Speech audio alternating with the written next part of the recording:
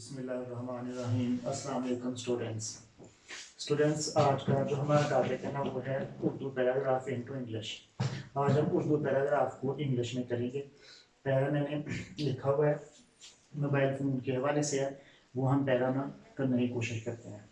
पहला सेंटेंस है हमारा, मोबाइल फ़ोन मौजूदा दौर की इजाद है। इसके बेशुमार फ़ायदे हैं। ये राब्ते का सबसे मौसर और सस्ता ज़रिया, लेकिन इसके नुकसान भी हैं। हमें इसके गलत इस्तेमाल की हौसलाशनी नहीं करनी चाहिए। मोबाइल फ़ोन पर दूसरों को तंग करना बहुत नापसंदीदा बात है। हम सबको इसके गलत इस्तेमाल को तर्क कर देना चाहिए। जो लोग दूसरों को तंग करते हैं, अल्लाह ताला इनसे नाराज़ होता है। ये हमारा पैराग्राफ है, ये हमने एक दफ़ा रीड आउट कर लिया है।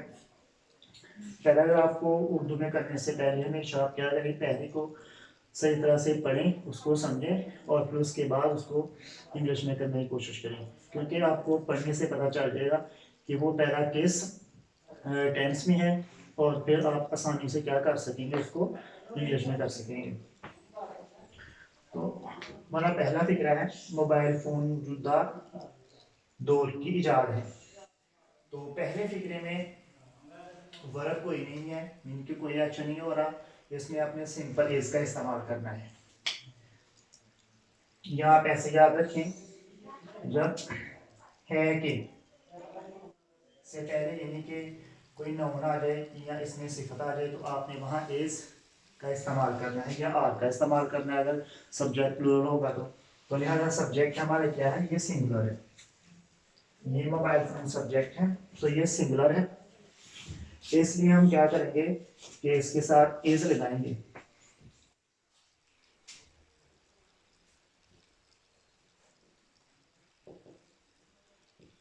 मोबाइल फोन इज इजाद है। हम अब इसकी इंग्लिश करेंगे, इजाद। मोबाइल फोन इज एन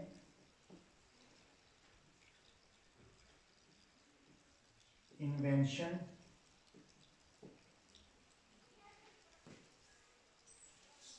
मौजूदा दौर की। अब हम यहाँ की जो इंग्लिश करेंगे या प्रेपोजिशन ऑफ लगाएंगे।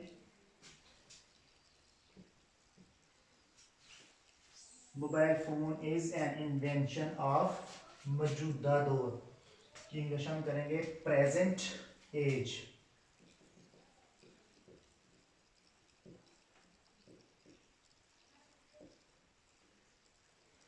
Mobile phone is an invention of present age.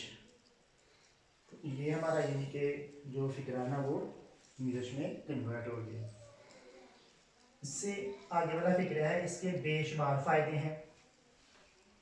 ये इसके बेशुमार फायदे होते हैं, ऐसे भी आप कर सकते हैं, या ये बेशुमार फायदे पेश करता है, इस तरह भी आप कर सकते हैं। लेकिन इस फिक्रे के मुताबिक ये जो हमने लिखा हुआ है, इसके बेशुमार फायदे, हम यहाँ ना हैज़ का इस्तेमाल करेंगे। हैज़ को हम यहाँ मलकियत की लिहाज से इस्तेमाल करेंगे, क्योंकि यहाँ मोबाइल फ़ोन के हवाले से बताया जा रहा है कि इसके बेशुमार फ़ायदे होते हैं, यहाँ हैज़ को इस्तेमाल करेंगे। तो ये इसमें सब्जेक्ट है, और ये जो इस है ना, ये लफ्ज़ किसकी तरफ इशारा कर रहा है, मोबाइल फ़ोन की तरफ। तो हम इसकी यहाँ पे आप एक को यानी कि प्रोनाउन के तौर पर इस्तेमाल करेंगे, क्योंकि प्रोनाउन को हम नाउन की जगह पर इस्तेमाल करते हैं। तो लिहाजा हम यहाँ इट हैज़ बेशुमार फायदे, इनके बेशुमार काउंटलेस फायदे, advantages. It has countless advantages.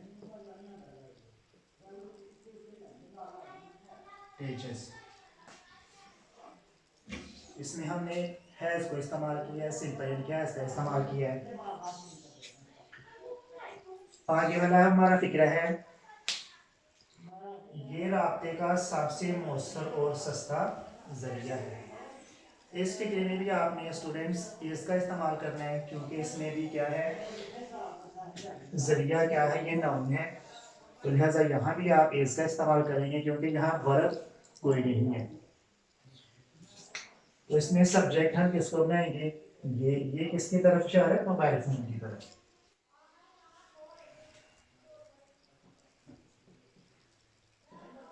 It is, ये है कैसा है, सबसे मौसर और सस्ता जरिया। जरिया कैसा है, सबसे मौसर और सस्ता। ये जो सबसे मौसर है ना और सस्ता, ये दोनों क्या हैं, इसमें सिफत है। ठीक है, इसमें सिफत आपको पता है कि किसी नौन की अच्छाई या बुराई को बयान करने के लिए इस्तेमाल करते हैं। तो सबसे मौसर, अब हम यहाँ एडजेक्टिव की सुपरलेटिव डिग्री इस्तेमाल करेंगे। ठीक है, सबसे मौसर, इट इज द मोस्ट, और हम इसमें सिफत की जो तीसरी डिग्री होती है ना, उससे पहले दी लगाते हैं। It is the most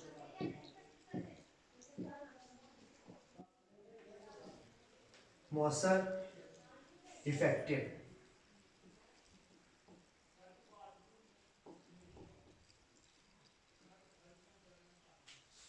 and cheap, सस्ती की हम इंग्लिश क्या करेंगे, चीप।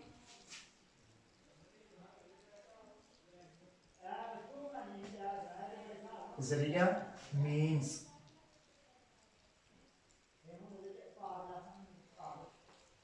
किसका सबसे मौसर और सस्ता जरिया किसका है, अब हम इसकी इंग्लिश करेंगे राब्ते की।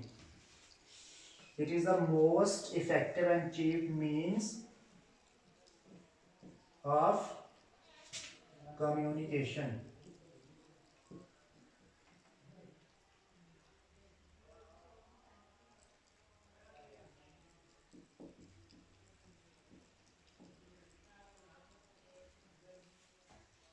इसका ये वाला फिक्रा भी हमारा इंग्लिश में कन्वर्ट हो गया। आगे वाला फिक्र है, लेकिन इसके नुकसान भी हैं। अब इसको इस तरह भी कर सकते हैं, लेकिन ये नुकसान भी रखता है, लेकिन इसके नुकसान भी होते हैं। आप किसी भी तरह इसको इनके कर सकते हैं। इसमें भी हम क्या करेंगे, हैज को इस्तेमाल करेंगे। But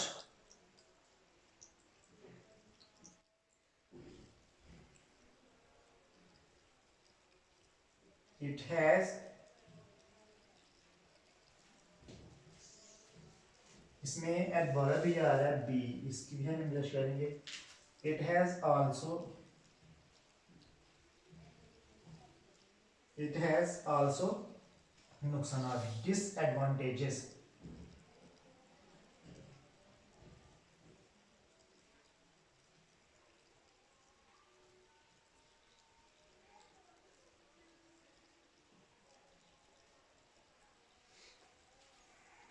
sorry,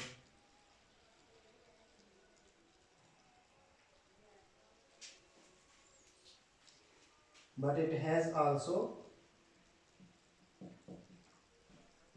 disadvantages।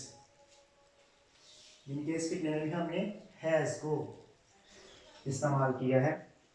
आगे वाला फिक्र है, हमें इसके गलत इस्तेमाल की हौसला शिकनी करनी चाहिए। अब स्टूडेंट्स, इस टेंस में आपने शुड का इस्तेमाल करना है, और शुड एक मॉडल वर्ब है, और शुड के साथ वर्ब की पहली फॉर्म इस्तेमाल की जाती है। इसमें हम सब्जेक्ट बनाएंगे हमें।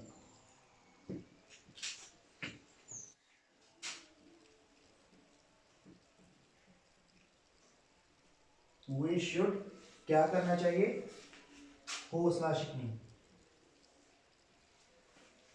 ये इसमें हम वर्ब लगाएंगे, वी शुड डिस्करेज, इसकी करनी चाहिए हौसला शिकनी, इसके गलत इस्तेमाल की। ऑफ इस्तेमाल कैसा है, गलत है, यानी कि गलत इसमें एडजेक्टिव है और इस्तेमाल इसमें क्या है, नाउन है। Of its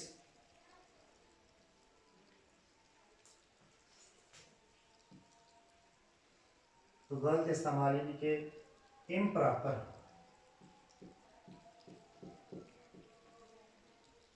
improper use.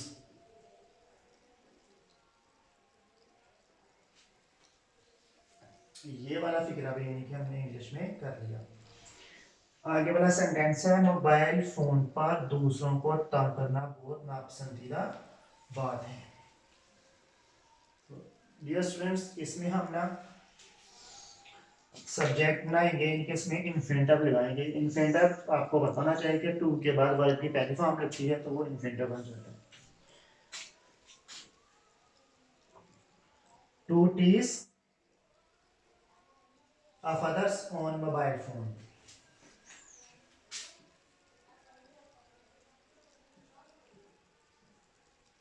To tease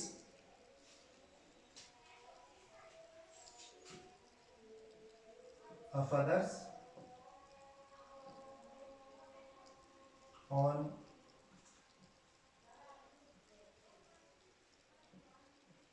mobile phone, इसमें भी हमने इसका इस्तेमाल करना है क्योंकि है के पीछे क्या है, बहुत नापसंदीदा बात, तो इसमें वर्ब नहीं है, इसमें सिंपल इसका इस्तेमाल है।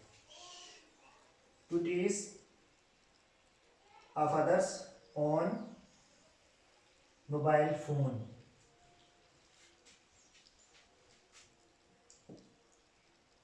is something बात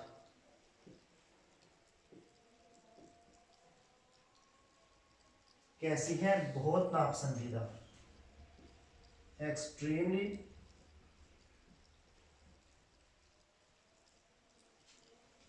अनडिजायरेबल, अन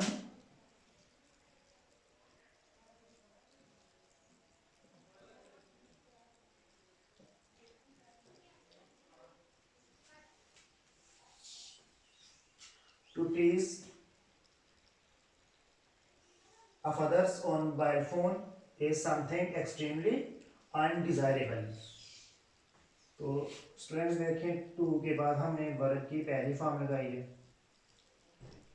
तो ये इन्फिनेटिव बन गया है, ये इनके हमने इसमें सब्जेक्ट बना लिया। तो इसमें भी हमने क्या किया है, सिंपल यानी कि इज का इस्तेमाल किया है।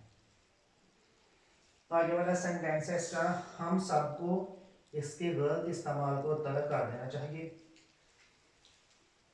ये वाले फिक्रे में भी हमने क्या करना है, शुड लगाना है, क्योंकि इसके फिक्रे के आखिर में क्या आ रहा है, चाहिए आ रहा है।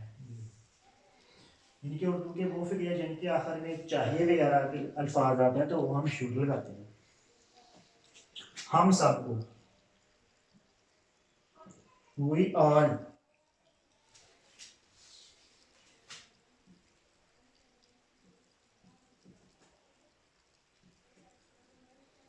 वी ऑल शुड क्या करना चाहिए, तर्क करना, इसमें क्या है, वर्ब है।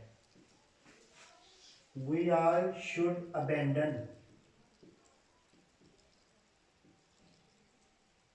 अबेंडन का क्या मानी है, तरक कर देना। किसको तरक करना चाहिए, इसके गलत इस्तेमाल को, और इट्स इस्तेमाल कैसा है, गलत है, in proper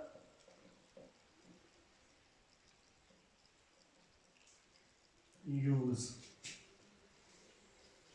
we are should abandon of its improper use. तो ये वाला सेंटेंस भी हमारा इंग्लिश में हो गया।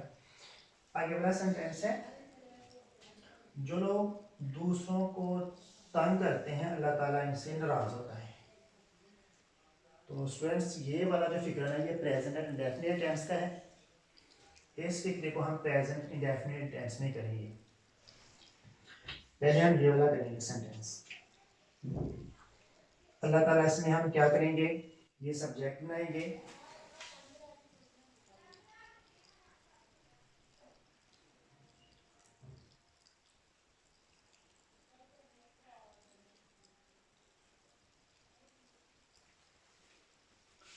वर्ब है इसमें नाराज होना, इसकी हम इंग्लिश हम ये करेंगे इनके गेट एंग्री।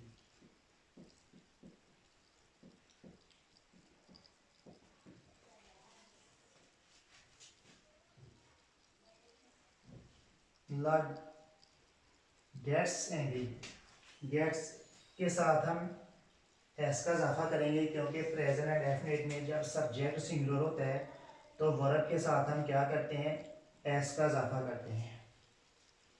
गेट्स एंग्री और एंग्री के साथ हम प्रेपोजिशन लगाएंगे विद।